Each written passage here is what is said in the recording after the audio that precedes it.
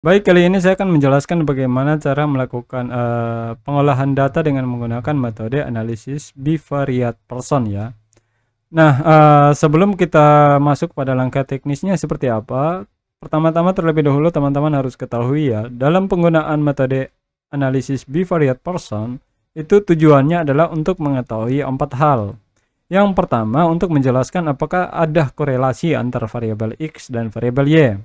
Kemudian yang kedua, untuk menjelaskan seberapa kuat keeratan korelasi yang terjadi antara variabel X dan variabel Y. Dan hal yang ketiga adalah untuk menjelaskan bentuk korelasi yang terjadi antara variabel X dan variabel Y.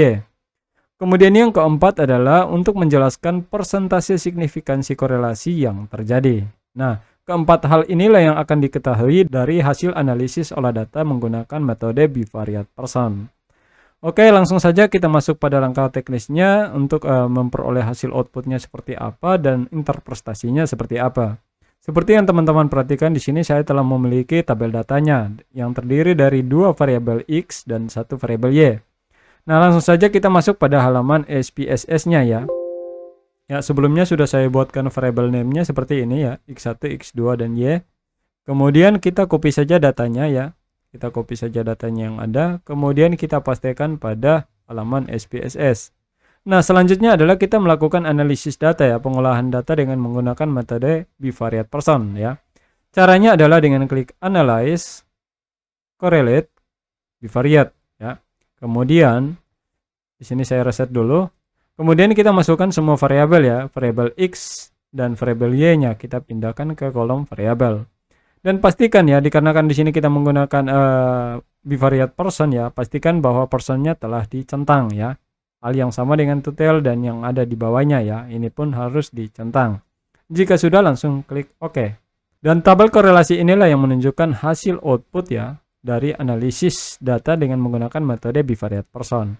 Nah, kemudian mengacu pada tabel ini ya, kita akan membuat interpretasinya. Baik, terlebih dahulu kita pindahkan ke Word ya, untuk mempermudah kita dalam mengambil kesimpulan terhadap tabel output yang kita peroleh. Nah, di sini sudah saya pastikan ya, dari tabel output yang tadi sudah saya pastikan di sini. Di sini bisa teman-teman perhatikan bahwa untuk nilai X1 ya, untuk korelasi X1 itu dilihat pada kolom Y, dikarenakan kita ingin mengetahui korelasi antara variabel X1 dan Y ya.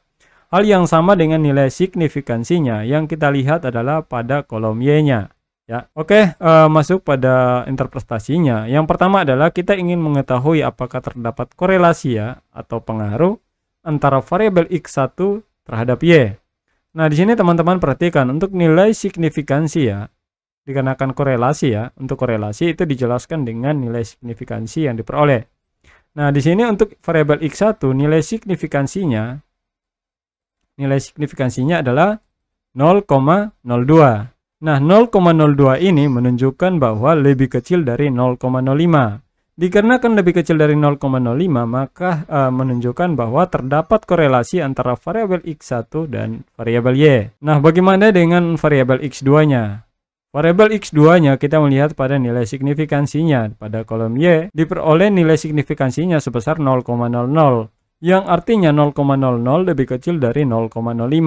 Maka hal tersebut menunjukkan bahwa terdapat korelasi variabel X2 terhadap Y. Nah, apabila nilai signifikansi yang diperoleh lebih besar dari 0,05, maka hal tersebut menunjukkan bahwa tidak terdapat korelasi. Nah, masuk pada interpretasi yang kedua adalah untuk menjelaskan keeratan korelasi yang terjadi. Untuk menjelaskan keeratan korelasi yang terjadi, kita melihat pada nilai person correlation-nya.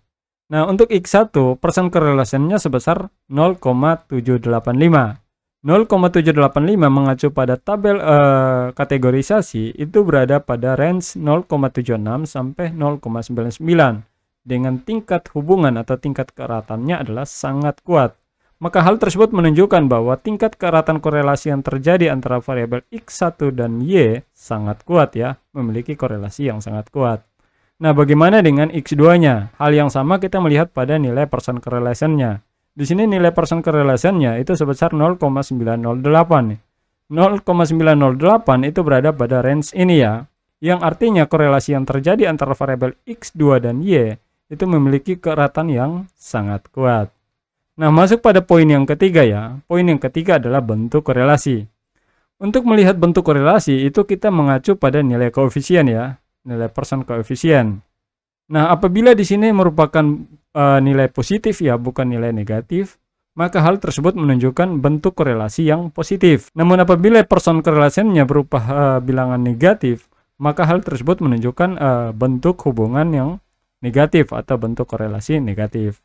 Apa artinya bentuk korelasi positif dan bentuk korelasi negatif? Bentuk korelasi positif itu menjelaskan bahwa terdapat korelasi yang positif antara variabel X dan variabel Y, yang artinya apabila terjadi peningkatan pada nilai variabel X akan menyebabkan peningkatan pada variabel Y. Hal yang sama apabila terjadi penurunan pada variabel X menyebabkan terjadi penurunan pada variabel Y.